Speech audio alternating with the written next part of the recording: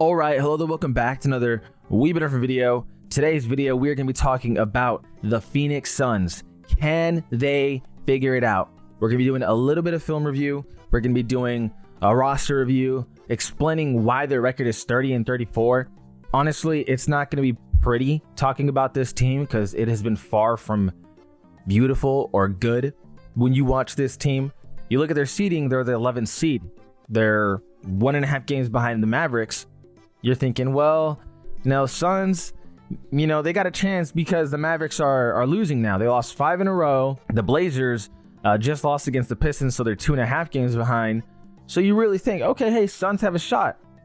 Taking a quick look at the Suns' remaining schedule, before we really, talk about their roster. They got the Grizzlies next, which is a tough matchup. Rockets, tough matchup. Kings.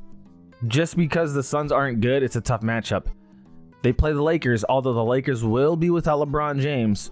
Still a tough matchup. The Raptors, who I expect the Suns to win, but the Raptors have typically, in the past 3-4 weeks, have really been fighting a lot against really any team that they play against. The Bulls, who have been fighting a lot too against subpar teams like the Suns, so that'll be closer than you'd want it to be if you're a Suns fan, but you expect to win.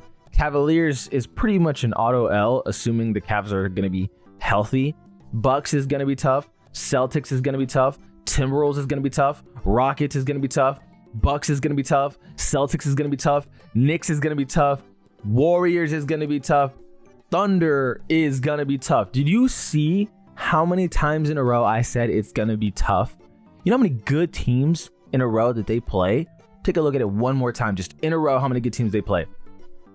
1, 2, 3, 4, 5, 6, 7, 8, 9, 10. 10 straight games of really, really good teams. Not one of the teams I just named is a bad team. All really good teams with solid records. Some of them top teams like the Thunder, the Celtics, and the Cavs. But oh my God. And then to finish it out, they have the Spurs and the Kings, who will also be fighting for their play-in lives. So it's not easy. If you're a Suns fan, you see what's ahead of you with the Mavericks, and they're losing ways because everyone's hurt. But you're still a game and a half behind, and you still have to win against some of these really tough matchups. But now going into what's going on with the Suns. Why do they just not have it figured out? What's up with them? And to be honest with you, it's really straightforward. Looking at this roster, there's a very, very telling issue. Looking at the guards, they have Grayson Allen, Bradley Beal, Devin Booker, Tyus Jones are the ones that mostly play.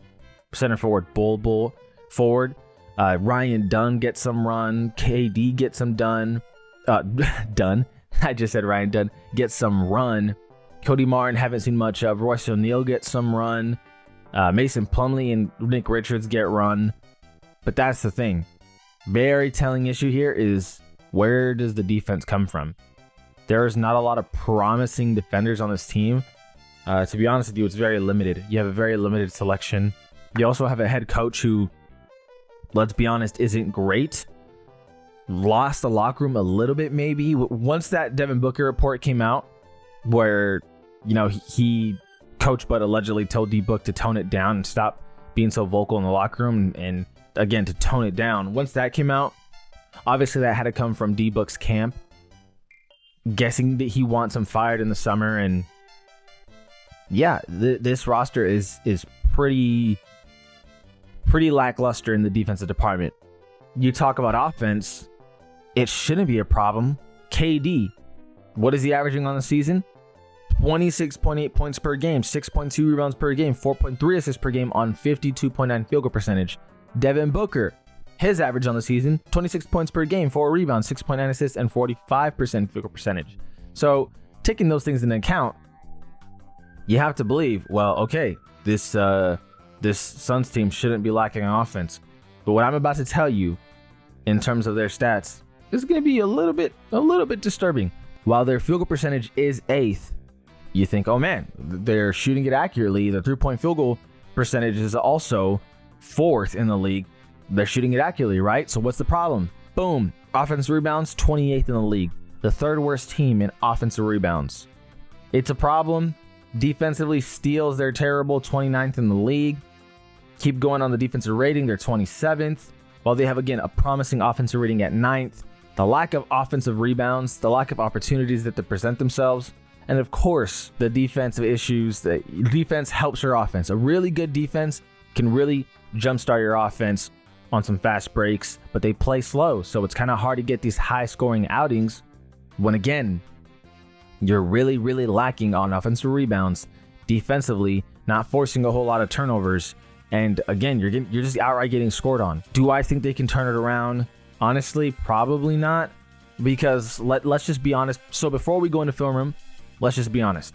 Can the Suns, if they take the Maverick spot in the play-in, beat the Kings? Sure. Let's say they beat the Kings. Can they beat the Clippers, Timberwolves, Warriors? Definitely not the Warriors. They'd get their asses handed to them by the Timberwolves, especially with the Timberwolves playing with a lot more fire as of late. Clippers is close because they're very up and down, but if Norman Powell's healthy and that roster is healthy, Suns would have a humongously difficult time. But then let's give them the benefit of the doubt. Let's say the Suns beat the Kings and the Clippers, or whoever would lose that first playing game. Let's say they get the 8th seed. Do they have a chance in hell against the Thunder? No. The Thunder would wipe the floor with the Suns. That shit would be either a gentleman's sweep or a sweep, meaning 4-1 or 4-0. But they would be down 3-0 in the series. Like, seriously, they would get clamps. They would get frustrated. It would be very, very easy for the Thunder to walk away with the series win. All right, for your guys' convenience, let's get rid of my face. Let's get into the film review now. We have 0-0 Suns against Nuggets, a game that obviously the Suns, they need to win because they need to get wins against good teams. They can't continue to barely beat mediocre teams. First possession, or maybe second possession of the game for the Nuggets. Check this play out. We got Jokic right here, who's clearly passing into Christian Braun. KD realizes this. He's like, okay, let me run to Christian Braun. And here's the problem. Runs to Christian Braun on a half-ass closeout, right? No chopping of the feet, kind of just using his length to reach out. Christian Braun, easy pump fake, dribbles left. Look what happens here. Bol Bol's just standing. Nick Richards just standing. Devin Booker, he doesn't even know who the fuck he's guarding. You want to know why? Because Michael Porter Jr. is over here. So he's just standing. We got guys just standing, chilling a little bit. Christian Braun then attacks left. And oh my. Okay, for some reason, we're going to leave Jokic by himself. Nikola Jokic, we're leaving by himself. How does this happen? Because we got guys, again, standing. No movement. No rotations defensively. Everyone's just like, whatever's happening is happening. Nikola gets the ball, and then we get 3 guys who don't communicate, closing out, and they're half-ass closeouts. Bradley Beal, what is that? Who are you stopping here? I don't know. Bol Bol, again, no chopping of the feet, just trying to use his length to do a lazy closeout. KD kind of just running across. And what is this? Who are you stopping? Nikola Jokic should not be able to get by you like this. He's not fast. Chop your feet. Use your length to have your hands up. You should not be getting beat by Nikola Jokic on a pump fake like that. It just cannot happen. KD in the spot where he needs to be because he can't give up an easy bucket to Christian Braun. But what needs to happen, in all honesty, is Nick Richards needs to come out to Nikola Jokic, and you should just leave the open 3 to Aaron Gordon. Because what happens next is inexcusable. We leave Nikola Jokic on an easy floater. No one does anything. Just watching him. And even then, they're all assuming it's going to go in. You want to know why? Nobody closes out. Oh, easy rebound, easy finish. That defensive possession was a disaster class. That is horrible. In every level of basketball, that is inexcusable. Horrible closeouts, horrible communication, horrible rotation. No one is doing anything. They're just standing, doing the bare minimum. Listen, KD is not a great defender. He's not known for being a great defender. But you got to help him out. you got to help him out. If he's going to carry the offensive load the way he is, same with D-Book, you got to help him out. Nick Richards, Bol Bol, help a brother out. Okay, so I mentioned it earlier, but the Suns love to play in half-court sets very often. Don't really play with a lot of pace. Don't really have the legs of a Pacers kind of team, a Detroit Pistons kind of team. They are a lot more, again, ISO scoring or stuff like this where they would just rely on KD or D-Book to make plays. So checking this play out, Bradley Beal up top, passing it out to KD. KD gets the ball, calls up Nick Richards. Bradley Beal kind of just moving around to the corner over here for a three. Nick Richards sets a screen. Pretty straightforward. KD reads that Aaron Gordon's going left, so KD goes the other direction. KD right here sees Nikola Jokic on him. Makes a good pass to Nick Richards. It's not pretty, not at all, but this is the kind of Suns basketball we've really been watching when it's not KD, Devin Booker shooting, or the occasional Bradley Beal play, or the occasional wide open three. But this is a lot of the basketball that you're going to be seeing. It's not necessarily pretty, but it's a score. So this play, on the other hand, shows what I was talking about earlier, where if it's not KD and D-Book scoring, or quite the opposite, if it's not those other plays like the wide open threes, it has to be KD and D-Book. In this case, it is D-Book. This isn't anything crazy by any means. It just shows where the offense is coming from. Take a look. Nick Richards, another screen, simple screen. Jokic does not want to give a closeout. He doesn't want to bite because then D-Book can just blow by him, force Westbrook onto D-Book, and D-Book would have to pass it out to Bol Bol for the wide open three because let's be honest, Jokic isn't having the best defensive rotations. But again, here we are. D-Book, pull up. That's a bit of a tough shot. That's not easy, but Devin Booker is not by any means a bad or a medium or an okay scorer. No, he's an elite scorer. You should know that if you don't, but now you do. He is an elite scorer. So that for him is a bucket. But that's not sustainable winning basketball. That is great individual effort. But to be relying on that, again, you're getting 26 from him and KD a night or whatever their averages were. It's damn near it. So it's a lot. It's a lot of burden on two players. Okay, so by the blind eye, this isn't a crazy bad play on the Suns defense, but really it's a play that if you're a center, you just got to recognize. We have 4.9 seconds left on the shot clock. Okay, that is the key thing to highlight here. Everyone should always be aware of the shot clock to a degree. When I say to a degree, I mean you don't have to get the exact time right in terms of 5 seconds, but you got to know when it's getting low. You have to have that timer in your head where you say, okay, shot clock is going low. So you got Grayson and Ty Jones on Westbrook right here. Westbrook's on the block. Westbrook's in trouble, right? They're closing in on him. And you look at the timer on the bottom right, 3.8 now, okay? So Mason Plumlee is just standing, straight up just standing. What should you do if you're Mason Plumlee? Well, you know Westbrook's not going in, right? Because he's got two guys on him right here. So Westbrook panics, nowhere to go, and he panic passes to the corner three. If you are Mason Plumlee, recognize the time on the clock. You need to close this pass off. This lane cannot be open.